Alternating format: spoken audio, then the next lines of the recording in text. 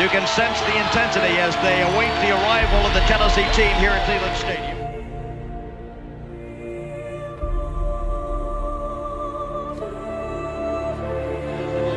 The #1 undefeated Volunteers prepare to race onto the field.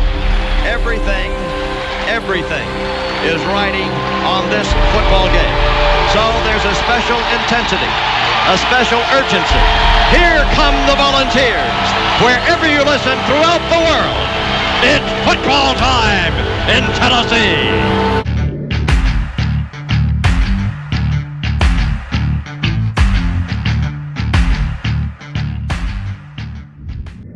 Didn't make it on 4th down. T comes off. Right, I mean, standing right by Billy Ratliff, and T's coming off and starting to unhook his pads a little bit, and Billy says, "Don't unhook your pads. We're going to get the ball back."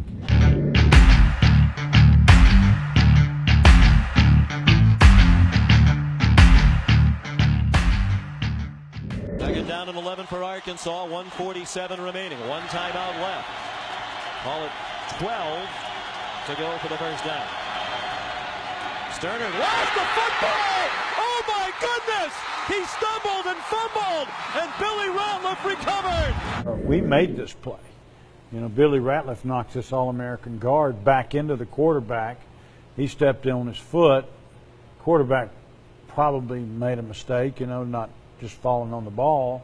Billy not only knocked him back, but he got the ball back for us. So, how important was this fumble recovery? Well, I mean, it meant the season. You probably didn't know that at the moment, but it absolutely meant the season.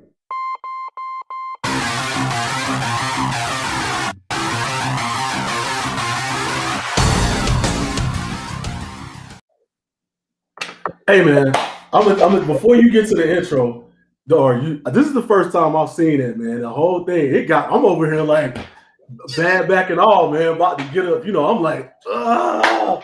So yeah, man, whoever put that together, man, great work, great work. Let you do your thing, man. Go ahead.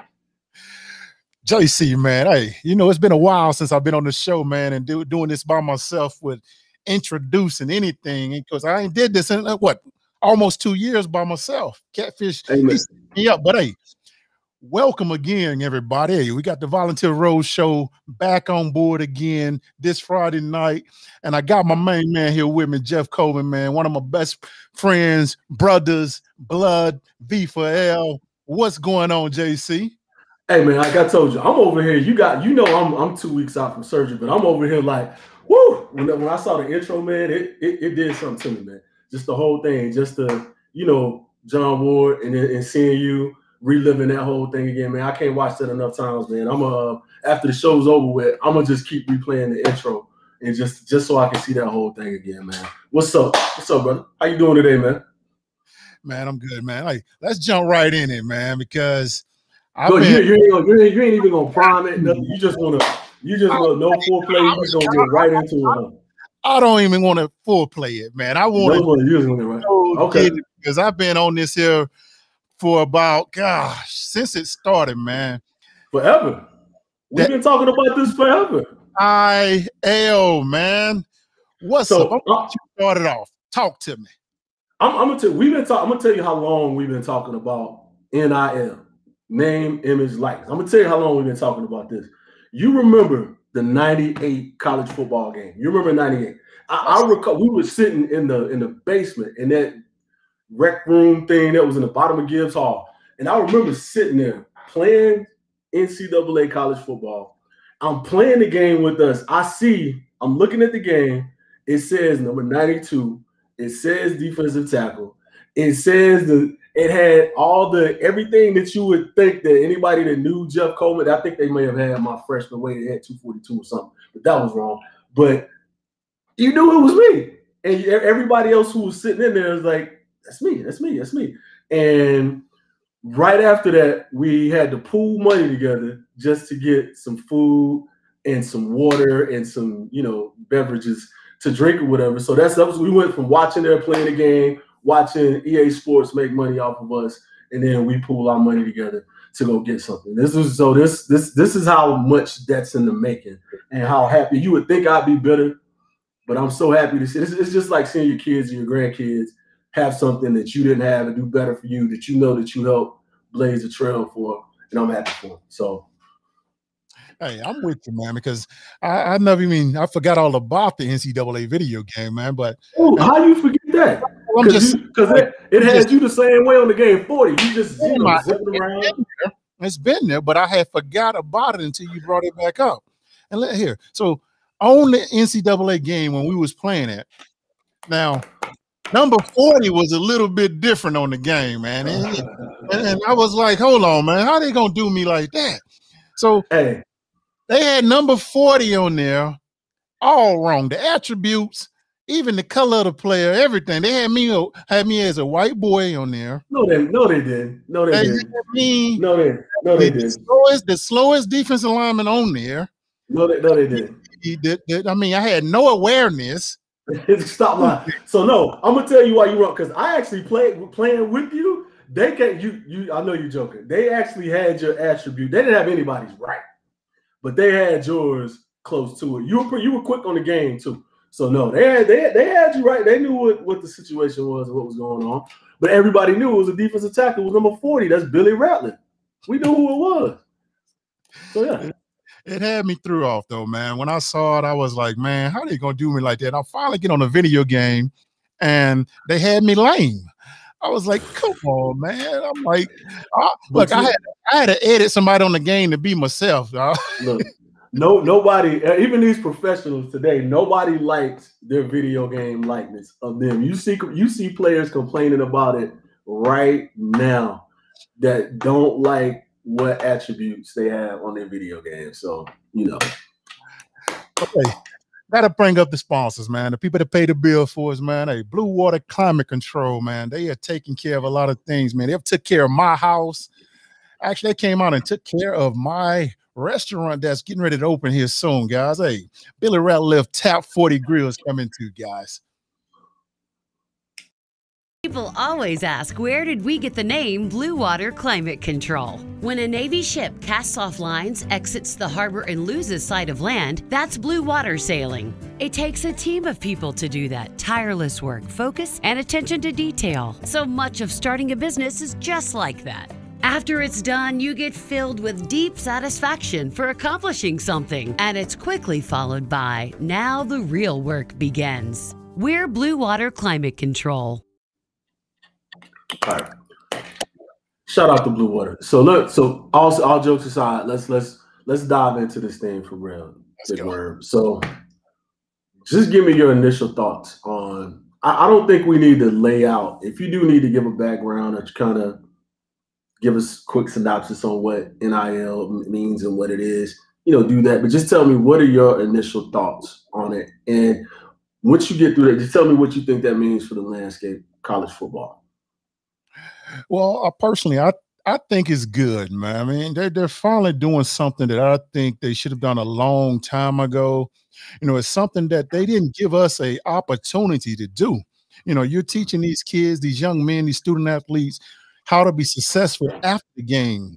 They didn't teach us how to, if we didn't make it, what we need to do to get a job or whatever. And this here is teaching these kids at a young age how to be successful using their name. I've never even thought about using my name to be successful up until about 4 years ago.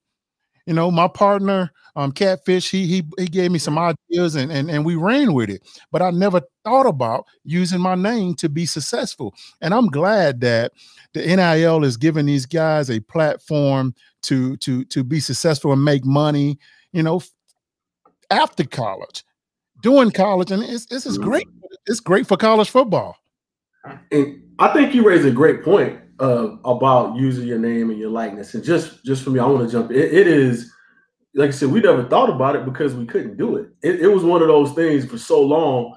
It was illegal. It was against NCAA rules to do it. It just wasn't something that you did. So once you got out and look, I'm gonna go back to the intro. Coach Foreman said it. Everybody knows it. That's one of the greatest plays in Tennessee football history that led to one of the greatest moments in Tennessee football history. But because you for 4 or 5 years, you couldn't use your likeness to benefit from that. When you go on 3 years, you get conditioned to not be able to use your likeness to benefit from that. So and that's also just your nature. You're not a braggadocious, boastful, out there type person. You've never been. So you're real meek and humble. So you just, for all these years, you let everybody else talk for you and you let them pat you on the back, and you didn't leverage that to anything else. And again, like that's something that, and it's not you bragging and boasting now, it's leveraging. That was a commodity, that was something that you did that you should be able to leverage. And just like these kids right now, there's been a long debate. We talked about it before on different shows about whether they should get paid by the university or by the NCAA or whoever that comes from. And, that's still out there. But this is simply a kid benefiting off of their likeness. I can't believe we're actually sitting now that I think about it, we're in 2021 and talking about this. And I can't believe we've had all this time in college football to where this wasn't even possible. It makes it seem that much more ridiculous right now that we're just now at this point.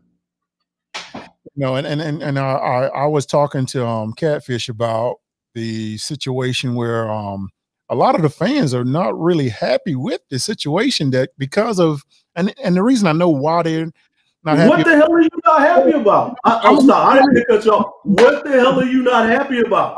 Of money that they're making. They think. So what? I'm like, why do you care about anybody's success or how much money they make? Imagine yourself. Are you serious? Hold on. So before you get into that, are you serious? There's really fans out there mad about. Yes. Stop it. I don't believe that. JC, here. I even heard it to the point where they say, well, they need to pay for their own school now. They shouldn't even have the scholarship money now. They shouldn't anything. And I'm like, that has nothing to do with the scholarship. If they only knew how the scholarship money is raised for these scholarships, and I tell people, when I did my intern with Mike Hamilton and realized how all this stuff came together, it's the VASF fund. Because they think that their taxpayer dollars and other stuff pays for their scholarships. It doesn't. It's the VASF fund, Volunteer Athletic Scholarship Fund, is what pays for that. And you caught me off guard because I thought people would be happy. They like people like free labor. And don't get me started on that. But it would be different if, and I wouldn't even understand the anger, even if the money was coming from the NCAA or the school, because those kids generate an insane amount. They generate enough money to where some schools don't bat an eye to pay a coach $5, $6, $7, $8, $10 million, to pay an AD $1, $2, $3, $4, $5 million.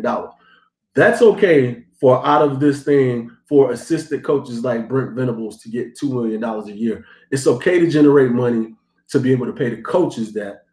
But when you start talking about breaking the person who is most responsible for making that pie, when you start trying to break that pie up with them, you get an issue. And me and my wife were just talking about that scholarship thing not even an hour ago, because I knew that was going to be an issue. But if you have a kid like the kid that's at Alabama, they're talking about he's approaching 7 figures right now. He's making $1 million, and they're talking about him paying for his own scholarship. Everybody's not making that same type of money. But if they are, so what? It's like they're getting if that scholarship is $40,000 a year, so what? He's making $1 million off his likeness. Not the school's not paying him. He's making that off of his marketability and his likeness. He's more than giving that school $40,000 worth of blood, sweat, tears, talent, time, production on the field that covers that $40,000 that they're paying for his scholarship. What are you mad about? And see here, I'm gonna give you another thing that JC, I'm not a negative person. I like to turn negativity into positive. You know how I am, and but you know me too. when I was hearing that stuff about that, I'm like, guys, do you not know that this money is not coming from the school? This money is coming from sponsorship, from companies, corporations that's giving this. There's less money. Yes. When I saw the first huge contract. The likenesses with Master P's on. Yep, $2 million. Yep. Woo, woo. I was like, man, I already knew P had already been putting that together and waiting for that day to come to hit that enter button. He had the deal. He said it earlier this year or last year that it was coming. He already had it in place. He was just waiting on the order to call, on the decision to be made, and he had it coming. My question is like what you said, because if you have a student, we've used this argument before with the students getting or student athletes getting paid. Let's say you have an engineering student who was smart enough to get a full academic scholarship, but while he's there, he's so good at what he does that there are other companies or other people who want to pay him, compensate him or her for what they do. And they're so good at what they do that they've earned that they're able to leverage that in other ways.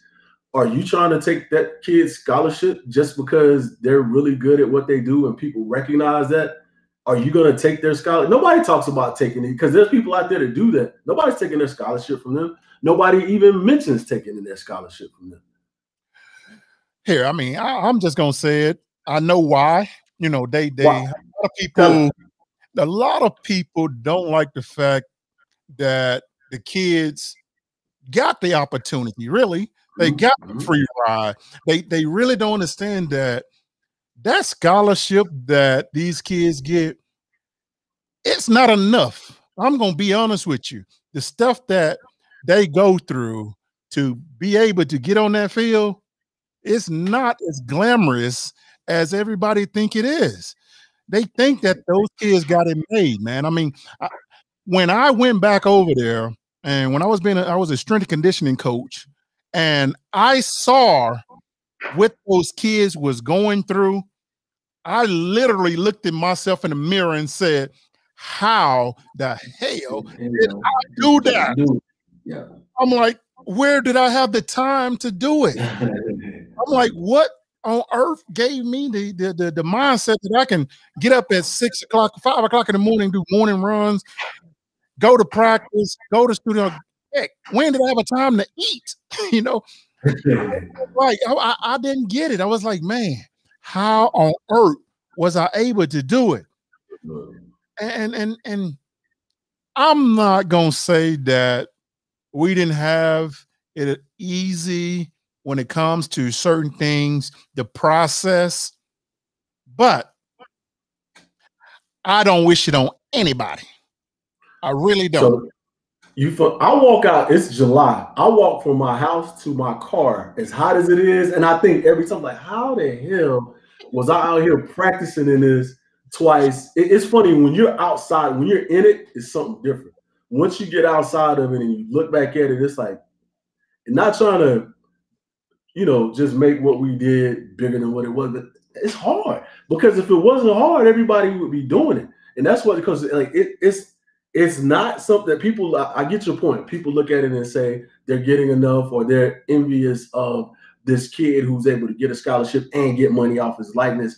But that's the way we're in a capitalist society. That's how things work. People who have a certain talent, people who are able to leverage a certain thing, they get more than other people do. That's just the nature of the beast. That's the way this whole thing works. And again, if everybody could be doing it, they would, but they're not. It's either hard work, talent, they're blessed with certain things, they're lucky, all of that goes into it. But you can't be mad. Like, if for anybody that if somebody that was in our age group and older than us was like mad or disgruntled, I kind of understand it, but I still tell them to get over it. Like, we're not like most of the players, like nobody's mad. Like, we did it and didn't get paid, but now kids are.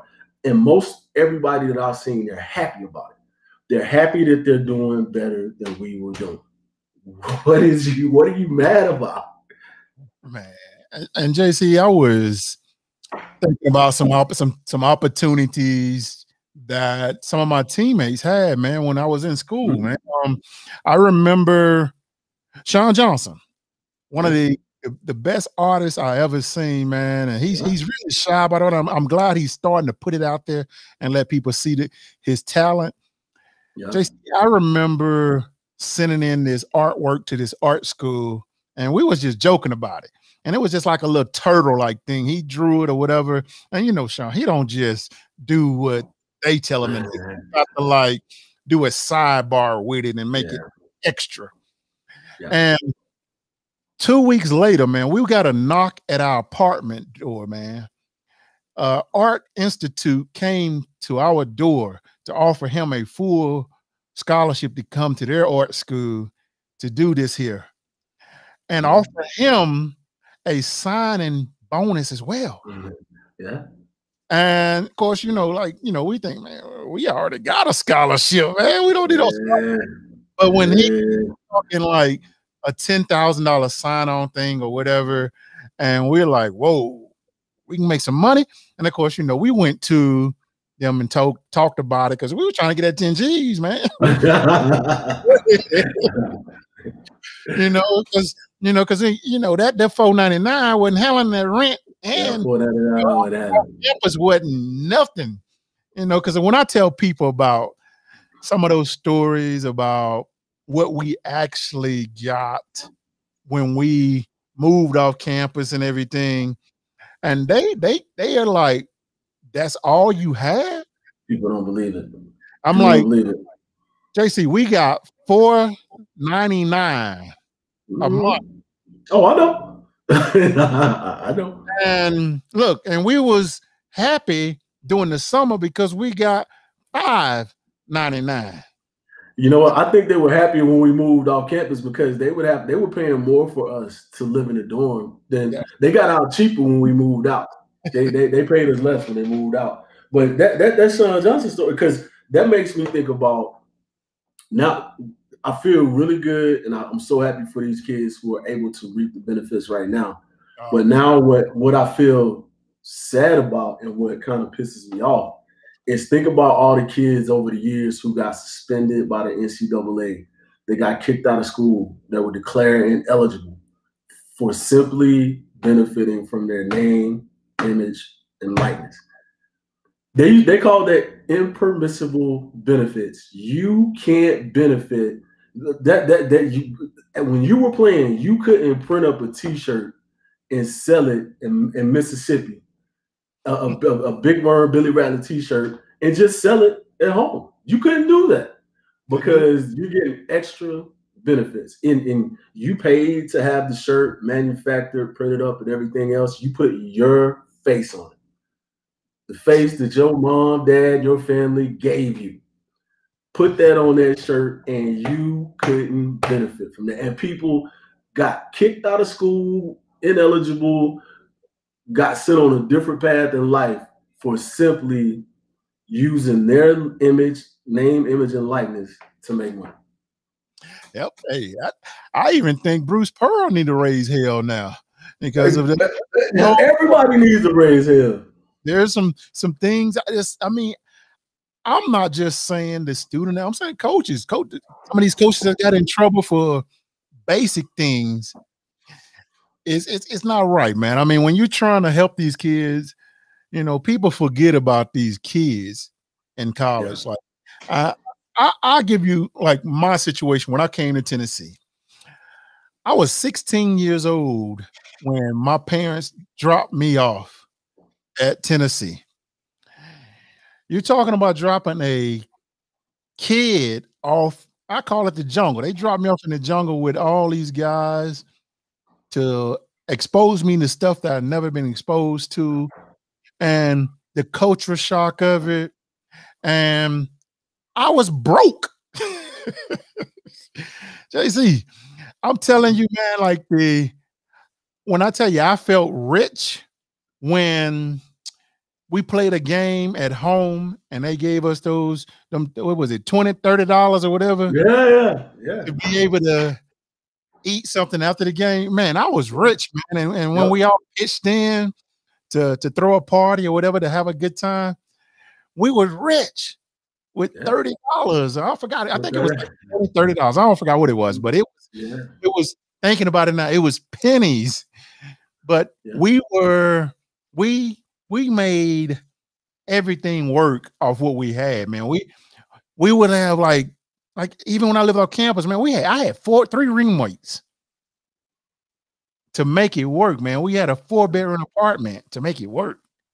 Me, Eric Westmoreland, Phil Crosby, and Chris Bumpers.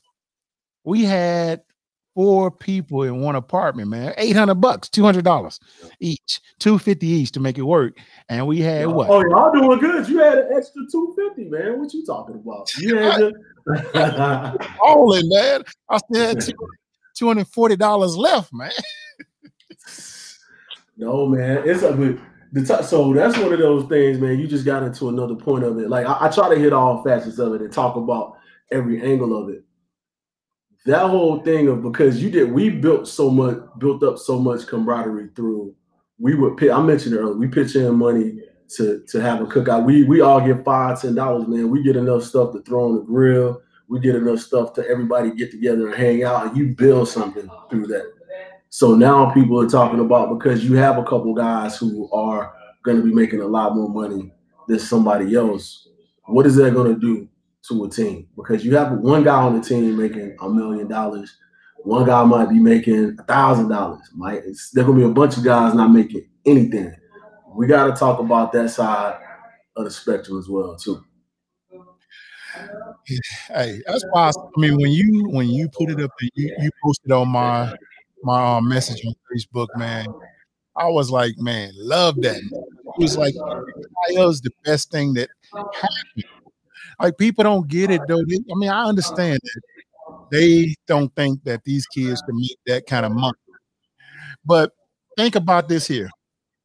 If you have the opportunity to do the same things that these kids have the ability to do, wouldn't you do it too?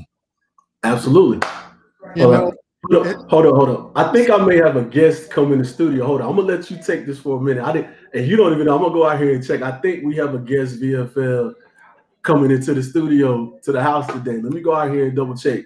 Continue this conversation. Just hold on. Let me go see if I can bring him into this convo for a second. Hold on. All right, cool. I'm going to still talk. I got you. And I always thought about this, though. What if we all just had the same opportunity to make money? Because people don't get it. Everybody's not created equal. I don't care what it is. I don't care. But I love the NIL, man. I love it. I want to know who he's bringing in, man. If he bring who I think he's bringing in, man, he haven't even told me who he's bringing in. I want to know who it is. But, hey, you know what I'm getting ready to do? I'm about to bring a guest in myself. I'm about to bring the man that's actually producing this show. My man Carter about to come in, guys. And he gonna give his perspective of what he thinks about the NIL.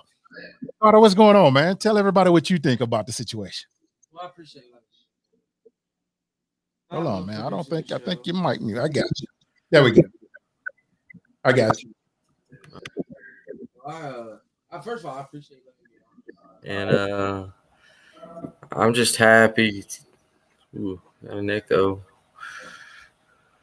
Well, I'm just happy to be here. I enjoy producing the show. I get to do it for a couple other shows, so it's all good to me. But my perspective, to be honest, is I've always felt like the players should get paid. I mean, all the money that y'all were talking about, NCAA. I'm not sure why you echoing. This mic off? Can you cut that one on? I'm back. So it's gonna be a minute for my guy. He's on his way. So we'll plug him in when he gets here. He's on his way. Sorry about the interruption. Oh, you cool? Is he out there? Who you bringing? I'm not telling you, man. I'll let you see him when he gets here. Because I got a feeling I think who it is. If it who is, I think it is. This is gonna be funny. Well, I'll let you see him when he gets here. So we'll finish our conversation. I'm trying to get caught on it, but his mic echoing. I don't know why it's working now. This one is, yeah. Okay. So, but my perspective is players should get paid because, like y'all were saying earlier, the thing is all the money that these players produce. Because I even remember growing up, you could buy a number 17 T. Martin jersey. Okay, now it didn't say Martin on the back, Right? but you knew who that was. Now, you know, it's all changed, and now I guess they can go back to that. I did like what y'all were talking about a minute ago, is how's it going to affect when certain players are making all this money and certain ones aren't? Because you know, and I have heard a lot of fans, you know, kind of say the same thing. It's a lot of these older generation fans that are like, well, they don't need to get paid. They get a free scholarship, free this, free that, you know, whatever. But it's like, it would be different if there wasn't so much money being generated, but it's millions upon millions of dollars. That's the difference. So, and that's a great way. Let me jump in, because there's always been a difference of how you were treated and how you lived in college from somebody who was there's a hierarchy. There's always been a hierarchy in college football. This is just more pronounced. And I don't think, because if I'm trying to put myself in that position, if I was when I was a junior, and you know, my junior year, sophomore year, Worm, and Peyton Manning comes back to school, but he comes back and he has an NIL deal of $1 gazillion or whatever he could have made, I'm not mad about that. Players understand that hierarchy we were talking about. Everybody knows, anybody who has any kind of self-awareness understands where you fall in that hierarchy. I'm not mad. I understand why he's getting what he's getting and why I'm selling T-shirts in Gaffney, South Carolina, and in South Carolina, or finding a way to make what my likeness is worth, maximizing that. It's about maximizing what that can do. And I know whatever Peyton is getting, I'm not supposed to be getting that. I'm not mad at him for getting that. I'm okay with it. That's just one of those things to where, now let's go out here and play. If that money is going to stop him from coming out here and giving everything he usually gives, and then everybody going to have a conversation in that locker room. But as long as you don't let that affect what you come out there to practice in the weight room, in the workouts, and if you stop coming to workouts because you riding around in your $50,000, $60,000, $70,000 car now, then yeah, we're going to have to talk. But as long as you're still performing, I don't care what you make. I'm going to maximize what I'm making. So that it has to get to be to that point. I feel the same way, JC, because I'm a little bit different way. I mean, I don't care about anybody else's pockets. I don't get jealous, anything like that, because I don't care about your business. That's your business. Nope. You know, because once you start thinking like that, you know, yeah, you'll probably get some situations where kids are hating each other or whatever, but the team is a little bit different when it I mean, I go to our days. I can't even think of anybody that would have been jealous or whatever, or what they wanted, because the way we would have did it would have been so different though, because we'd be like, well, hey, I got my boy over here. You set it out for your boy. You set it out for your boy. Yeah, that's right. You know, because hey, he might be a little bit shy to go ask for that deal, but guess what? Hey, JC just introduced me to these people to create a likeliness for me to make money, what I probably didn't want to do. That's right. And I think they think that fans think it's going to get in the kids' way now that they're making money. Now, with me, I think it gives them a sense of happiness and make it a little bit motivation. Like, for instance, some of these kids that don't have the financial stability back home, that put the stress on them to be more successful, to make it, where if they just told, hey, coach, man, I did have a concussion. Coach, right, he is hurting this week. Coach, I can't go this week. But you know, Billy Ratliff's gonna give it all, because if he's got a broke anything, if he can still run, but if he knew that he was okay and didn't have to worry about still going out there and hurt himself even more and take a practice off or take a game off and know that he's good, because he's not. Everybody know, man, when you go to college, you go to these big schools, yes, you're getting your education, but your dream one day, your job is playing the sport that you came to do. Like, I understand that getting your education, but guess what? You can get your education anytime, anytime. You know, and I never even thought about when I was playing football about going to the next level or anything like that, or leaving early, anything like that. All my ass want to do is play ball, knock somebody out, and just do better than my teammate, because I ain't want to have it. Make sure he had more skills than me. You know, if I knew, you know, gosh, I hate saying this statement, because I say it all the time when I'm training people or when I'm doing things. I'll be like, guys, I'm teaching you. I always say this: if I knew what I know now, how good would I been back then? That's right. Oh man, JC, things that we go through today, man. Oh. So you hit on a couple of things. Like, it's more motivation to have this out there in front of them than I think is a distraction. The distraction is not having money to eat on the weekends when the cafeteria is closed. The distraction is your parents coming, you're back at home struggling. You don't know how you can help them because you can't earn any money because of what you're doing. Those are real life distractions. This, I don't think, it's only a distraction if a bunch of people are jealous and people aren't focused on what the task is at hand, and you don't have good leaders. It can't get out of hand. I'm not going to sit here and act like that couldn't get out of hand. But that's policed in the locker room.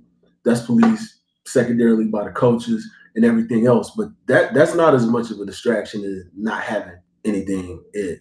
So to put that out there like that is, you know, they're being disingenuous with some of that. Man, hey, I just wish we can go back in time. Listen, I'm gonna tell you. I know my market. What I would have focused on was I would have found me a couple of little local Knoxville little spots that I know, and but I would have took it. And see, this is where I think this is where you can level some of that playing field. Everybody that where you come from, they should support these kids. That me coming from Gaffney, South Carolina, going to Tennessee, everybody at home wanted to see me succeed. They wanted to see me do well. They wanted to see me, you know, just elevate. Okay, buy this t-shirt. All right, support what other business that I'm doing this with my likeness. Everybody's hometown, at the very least, should support these kids. If you don't do anything else, if you're not in a position yet to get crystals, to get whoever else to support you, put your face on the t-shirt and go home and sell that thing. And if your hometown has 12,000 people, you should sell at least 2,000-3,000 shirts at $10 a pop. And there you go. This is open up. You have to find a way to get creative and not sit there and count somebody else's endorsements, and find a way to make it happen for yourself. And you said something earlier, just learning how to because all you do when you get out of school, when you become an adult, you leverage your resume is your name, your likeness, your reputation, and everything else. You learn how to leverage what you've done into something else. That's what every time you take a gig, you find a way to capture what you've done and leverage it into something else. So these kids are getting a jump start on that whole thing. Or your brand. Like, if you want to be able to, and here's the other side of that. You're not getting any endorsements if you get arrested for underage drinking, if you get arrested for drug possession, if you get arrested for whatever, if you have any type of negative thing on your record, this discourages any of that. Because how are you going to get any of these endorsements and any NIL opportunities if you're not presenting yourself in the best light? There's a lot of stuff that comes out that's going to come out of this. Like, kids are going to stay in school longer. Like we talked about, if I can stay in school for another year and make $1 million, $2 million, like, that makes that decision of whether I need to leave early, makes it a little bit less complicated right now. I don't have to go bounce around and do whatever else, because I've established myself here. My opportunities are here. So I don't think they're being short-sighted when they think about this and when they look at it. They don't understand the positives that are going to come out of that. Well, you know what? I keep forgetting to do this, man. Like we got, people coming on here. I'm gonna get over to some of the comments they're saying over here. And see, we got Matt Dummon. I think I pronounced that right. He said, "What's up, Catfish and Billy? What's going on, Matt?" Justin, do I look like catfish? Do I look like catfish? Do I look like catfish? No. Justin, no offense, Justin. Do I look like catfish? I know we favor each other a little bit or whatever, but no, what's up, Justin? I would say some of the things that you and him favor, but I ain't gonna say it on the show. It's called the FIRE system, and I'm not gonna tell everybody what the FIRE system is. I'll let everybody use their imagination on that. Josh Griffin, he said, "What's up, Billy Rattler? What's going on, Josh? Hey, Josh used to do some shows with the Volunteer Roadshow, man. Him and Carter. I missed that show with those guys." Oh man, I miss you, Josh. Come back. Let's see here.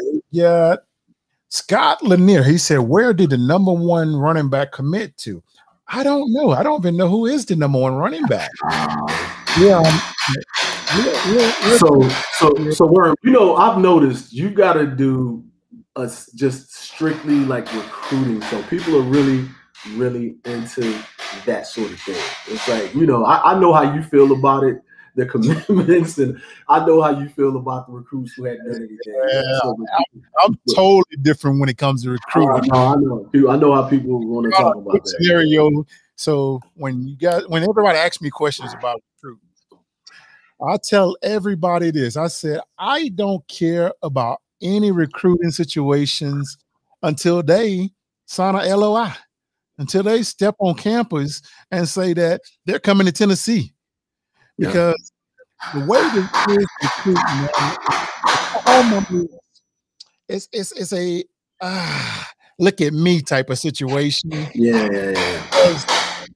These kids are building a following right now to create a NIL in a sense now to make sure their likeliness is special when they get to high school. There was, I think, who was a kid? I keep forgetting his name, but I saw a high school kid. Oh, Mikey, the guy. Look, he about to get paid. Oh my God. He is in 7 figures already in high school. He's here in Charlotte. Yeah, I wouldn't even play if I was him. I wouldn't even risk getting hurt if I wouldn't even play this year. Why do it? Oh, man. Gosh. And the kid is good, man. He's good. He is good. Gifted, man. You don't get that kind of talent. It's rare that you see it anymore. I mean, everybody can do this little Euro steps and all this here, but this kid, he can, man, when I say he got hop, he got handles, and he can shoot. Woo. Listen, speaking of the next up, I don't know if you've been on the book and if you've seen our brother, you've seen Big Cat's son, you've seen Scholar. Have you seen his most when he was at the park? I saw it. I've seen Scholar even when he was little. When we'd be at the house in South Carolina and Sean had, he has a basketball court or whatever there. You could tell, like, but when you see the he's good, but then you want to see how they progress and how they keep it and get better. Like he got something, man. It's like this kid is. And Sean won't let him not be hungry because I hear him fussing at him all the time. When I'm on the phone with him, I'm like, man, would you quit fussing at that boy about something? But he won't let him like be complacent or whatever, and that's a good thing. But you're gonna see, and I tell people, like Sean knows this. I ain't gonna put his name out there. I'll let him post whatever. But Sean's one of our brother Sean Ellis has a son. He has 2 sons actually. Scholar's the oldest one. I'm not Bryson is the other one. But man, Scholar is something to about you guys are gonna see. We're gonna be here a couple years talking about him and what he's doing with these kids. Just a shout out to him. Son nephew. I've been keeping up with, like, he posting the highlights and stuff. I'm like, whoa, this kid, he's nice, man. I'm like, it's not just one play, man. He's in on everything, man. He's all over the man. He's not just offense. I'm seeing him play D. So you said Euro step.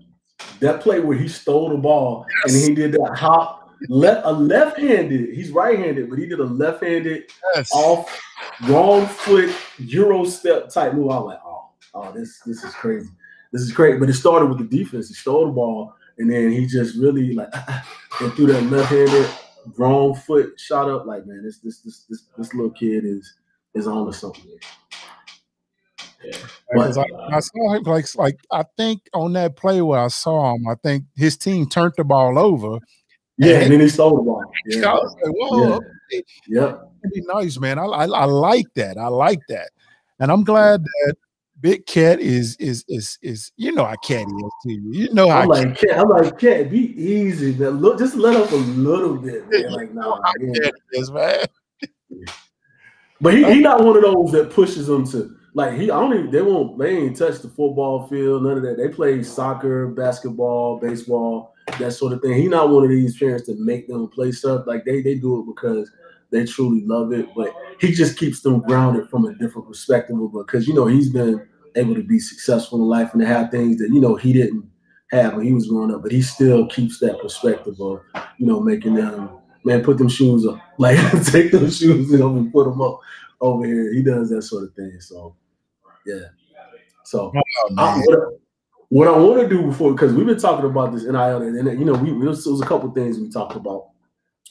Two big things in the news right now, the NIL, and what I think that did and what I think that sparked was the other piece of news, the Texas Oklahoma knocking on the SEC's door, trying to get in. So I told you off camera, I think that, you know, because the landscape I said maybe 5 years ago that within 10 years. There would be 4 conferences, and I think they're all going to eventually break away from the NCAA. That remains to be seen. They don't need the NCAA anymore, but there would be 4 conferences, and I think the NIL accelerated that timeline because everybody's positioning themselves to have a higher profile for their school. So in turn, if you come to that school as you're a player, if you do well, you have a higher profile just because of where you are. And I think that Texas and Oklahoma, they read the tea leaves. I still don't understand how the Big 12 is still a thing. They managed to make it a couple years longer than I thought they would. And I think they looked around, and I don't think because they were about to go to the Pac-12 10 years ago, and they looked at a couple of different places. And I just think everything is just shifting geographically where it makes sense. And if the Big Ten doesn't get rid of it, everybody's going to 16, and if you still call yourself the Big Ten with 16 teams, I can't take you serious. So I just tell me, with this Texas-Oklahoma thing, it's getting real interesting because now Texas A&M is in their feelings because they want to be the only Texas school in the SEC. I don't think you can really, if you're the SEC, how do you turn down Texas and Oklahoma? You can't really do that because in the end, Texas A&M, where are you going? You really don't have a place to go. But I think this was all kicked off and accelerated. I think it was going to happen anyway. I was thinking 5-6 more years down the line. But I think what happened with the NIL, it just made it happen fast. What you think? Well, I'm still puzzled by it, man. I'm still wondering why. I mean, I understand that everybody wants to be part of the SEC. But I was trying to figure out the whole reason. Like, I mean, like you guys are already part of a Power 5 conference. But hold on, and that's a misnomer. That is in itself is a misnomer.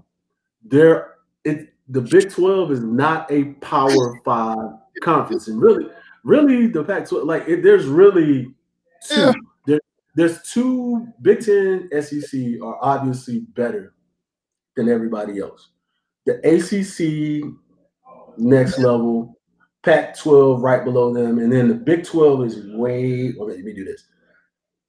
There's the Pac-12, and then you have the Big 12 is top heavy. They have Oklahoma, and even Texas is just by name right now. They haven't won a conference since like 2009, I think. And I think, somebody will just Oklahoma's won the last 6. Then somebody in those last 12 years, every other year, somebody jumps up and does whatever. But if you look at brand, like, and you have the dreaded word about their brand. Texas has a brand it's a global brand. it is what it is. Like, people don't like it. I mean, even though I used to go to, because I'm a Cowboy fan, I go to Texas, and I said, yeah, I went to UT, and then these Texas fans like, I went to UT too, and they went 15 minutes in before I realized they went to Texas, and I went to Tennessee. Like, and I'm like, man, forget y'all. We're the real UT. But Texas, they bring a certain thing to the table. If you can bring your brand, and then we still beat the brakes off of you, go ahead and bring your brand over here. Bring your fans, bring the TV, bring everything over here. Just add it to the pot. I don't understand why people are mad about them potentially coming. And adding Texas and Oklahoma, making it 16, just sets up the domino for. And then I'm for shifting Missouri to the big, which would be the Big 16, and bringing in Oklahoma State. The Missouri it's just an odd fit for them being in the SEC. I never thought they fit. They were either Big 12 or Big 10. They just didn't really fit in the SEC. A&M fits, Texas fits, Oklahoma fits, Oklahoma State would fit. If you were going to do something else, then shift somebody else, a Baylor would fit. Like, all these people fit. Missouri just didn't fit. I mean, yes, they will fit well in the conference. Now, the thing that I have an issue with, I mean, I guess I'm just a little bit different. When I understand the competition part of it, it's going to be great. Now, the part that messes everything up is now you're going to get to a situation where they're going to end up making the playoff system go to like NFL in a sense. It's going to be a little bit bigger now, because now you're going to have a Oklahoma team that, probably be a one-loss team or two. I'm just saying hypothetical in a sense. But yes, I saw that look, because I know when you come to the conference, it's a little bit different in the SEC when you got to play an SEC schedule. I have an answer to your concern already. I'm going to let you finish, but I already have an answer to your concern. Now, with the other conference, the Power 5 conferences, now you're going to have, well, I'm just saying that the part that they have that they base it off of who gets in and who don't gets in, you're going to have like a Oklahoma State that's the top of the tier in that conference, which they shouldn't be, because they're going to get the brakes beat off by a Georgia, Ole Miss, or whatever. So now you're going to create a situation where it's only SECs that make it. So let me answer. So if it goes to, it needs to go to the, like, you're going to go to the Pac-16, Big 16, SEC with 16 teams, ACC 16 teams. There should not be 5. There's not gonna be. The Big 12 is about to fall apart, and everybody has to get in where they fit in. There's going to be 4 super conferences. So right now, it's eventually going to get to, I think the college playoff is going to settle at 16 teams. That's going to be the final form. But I think the next iteration of it is 8 teams. So let me take a step back. So first of all, I think what needs to happen when you break into those 4 conferences, you remember when we had Division I and Division I AA? Remember how we had that? I think now those 4 conferences are by themselves. Give teams like Cincinnati, these other right below teams, like that's the new Division I AA, Division II, whatever you want to call it. These 4 teams, 4 conferences of, and what is that, 64 teams, are by themselves. Like, you're here and break everybody else off and let them have, and you can keep the bowl system intact with that. That's like, you can keep a lot of the traditions in place if you do it that way. Take these 4 16-team leagues. You have, it's going to start off with 8, eventually go to 16, and it's real simple. 4 conferences. Whoever makes it to the conference championship game, automatic bid to the playoffs. There you go. Like, there's no argument after that. I don't care if you were on the one side of the division, you didn't make it to the championship game, whatever. So what? 4 conferences. Whoever makes 2 teams in the championship game, y'all go to the playoffs. That's 8 teams in the playoffs. Whoever won, that's the top 4 seeds. You lost, that's the bottom 4. You can shake it out how you want to shake it. 4 conferences, 8 teams, two conference champion teams go to the playoffs, and you take it from there. And then once you get to 16 teams, then you can start bringing in your at-large. You can have people who may have deserved it or not, and you have these at-large bids. But it's really not that hard, man. That's real clean numbers right there if you do it that way. You know, but I mean, I still think there's some things that need to be changed big time when it comes to like the rankings of that whole situation too, JC. I mean, it wouldn't matter at that point. The rankings wouldn't matter at that point. Well, here, I'm gonna give you a scenario of situations that I've never liked about the new ranking stuff. And then I get what they're trying to do. I don't like the fact, let's just go with Alabama. Let's say Alabama, of course, they'll probably be top 2, 3 teams this year in the rankings starting our preseason, number 1 or 2. Let's say that Alabama loses to an unranked Tennessee. Alabama is going to drop to number 6, 7. How is that fair to number 10 that's undefeated and don't get the opportunity to get in that opportunity to be a playoff team? It's not. It's not, because the way it's set up now is never going to be fair, because like currently we have quote unquote 5 power conferences. You only have 4 playoff teams. So theoretically, if every conference champion went undefeated right now, somebody's going to be left outside looking in. Like it doesn't happen, but it could happen. There's nothing fair about that. So when you start talking about rankings, rankings equals personal opinion. Even when you bring in computer rankings, it was built by a human, which is personal opinion. It's never going to be fair. I think the way that it's going, the way I laid it out for you, there is no, who cares about the rankings? If you made it, if there's 4 conferences, you make it to the conference final, the conference championship game, you get an automatic bid. Whose opinion? There's no opinion involved in that. It's you make it to this game based on the set of criteria that have been laid out. You make it to the championship game. You make it to the playoffs. The end of conversation. There's nothing to talk about at that point. There's nothing to argue about at that point. I don't care who thinks they should have been in the game. If you'd have won your game and made it to your conference championship, you'd be in the playoffs. That cuts out all of that conversation. Every bit of, there's nothing to talk about at that point. Yeah, because back in the day, I mean, you lose to an unranked team, your team would be receiving votes that week.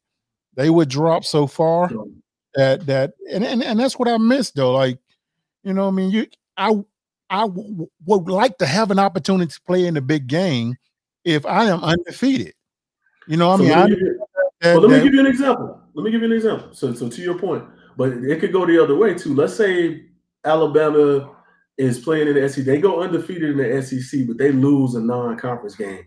They still make it to the championship game, but they lost to an unranked whoever. It doesn't matter because they go on to either win the championship or they play in the championship game. It wouldn't even matter at that point. Which is crazy, man. I mean, and it's just, for me, still is unfair. And here, you remember when we was, the year we went undefeated. They were trying to keep us out. They did not want us in that game. Who was it that was undefeated? I remember who was it. It was UCLA. It was Kansas State. They had it was Miami at a certain point. They would name it. They would find teams to try to keep us out of that. I remember it was those couple of teams. Though. It was Kansas State, UCLA, Florida State before they lost, and then they still managed to make it. And it was one more team. Was it maybe not Miami or somebody else? But they did not want us in that top 2. Right? They were trying their best to keep us out. Like we didn't have a chance if those teams would have won, and we was ranked number 1. Yeah, we had because even that year. People talk about SEC bias. Because we started out the year at 17, nobody was ever respecting us. If it took for those teams to lose for us to even get there, and I remember I saw an interview with Coach Fulmer that year. He said, he asked the question, you know how I feel about this. He's like, well, how can you go undefeated in the SEC and get shut out? If Kansas State had lost, if UCLA had lost, and if Florida State hadn't lost, or even if two of those teams had gone undefeated, we weren't going to be in the national championship game just because of the perception of where we started that year and what we weren't and what we didn't have. Like, you got to think, everybody still looked at us as they don't have yada, yada, yada, yada, yada.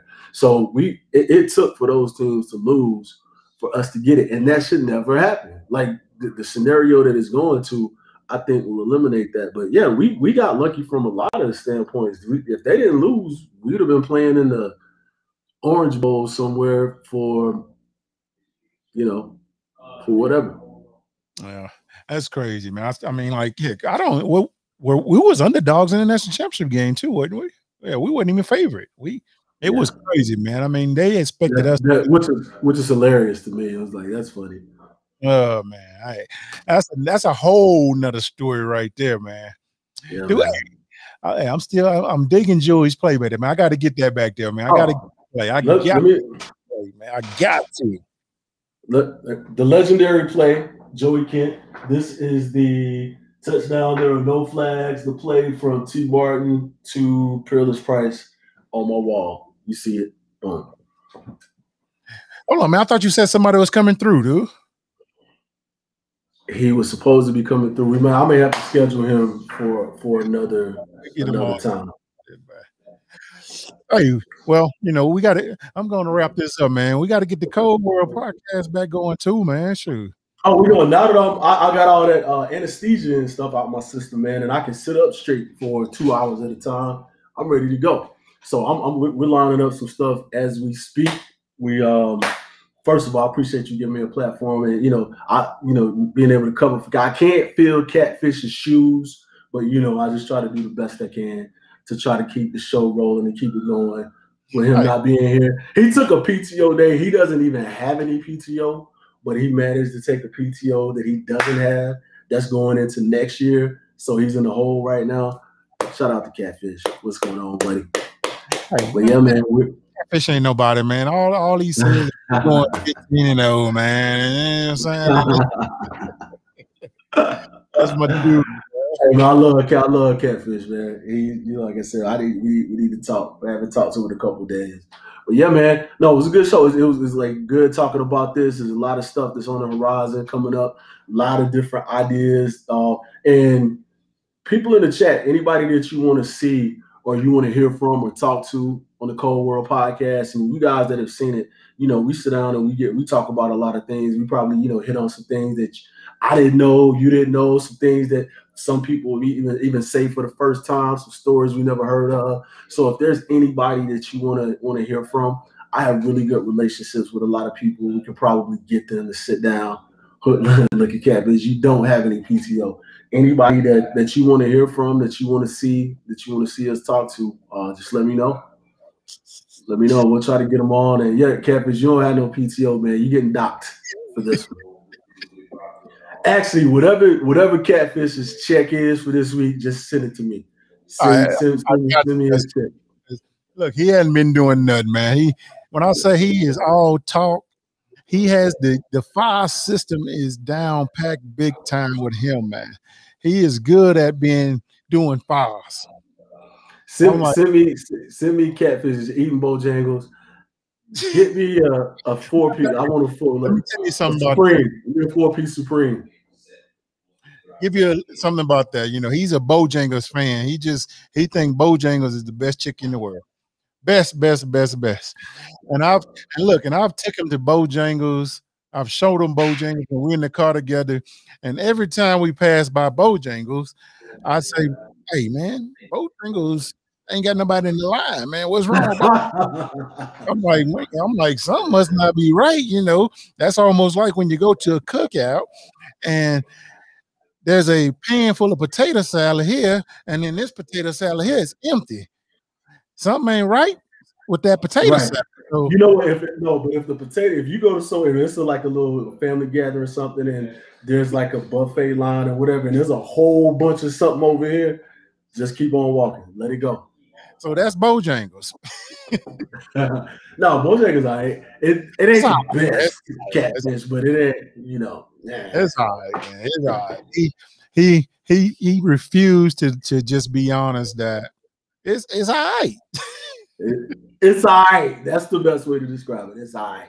You know, I mean, that the only time I ever really ate Bojangles is when we played South Carolina, and they had the Bojangles across the street because I didn't want to eat the sandwich or whatever that they gave us at the game.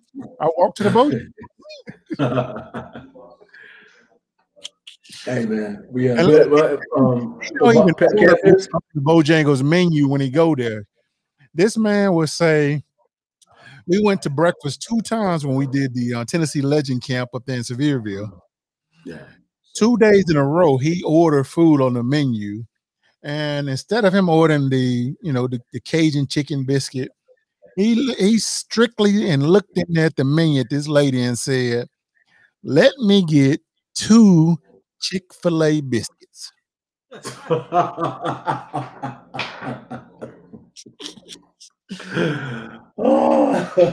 Late biscuits.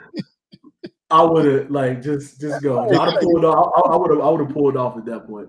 JC, he didn't just do it once. The next morning, I said, "Man, make sure you don't order the Chick-fil-A biscuits."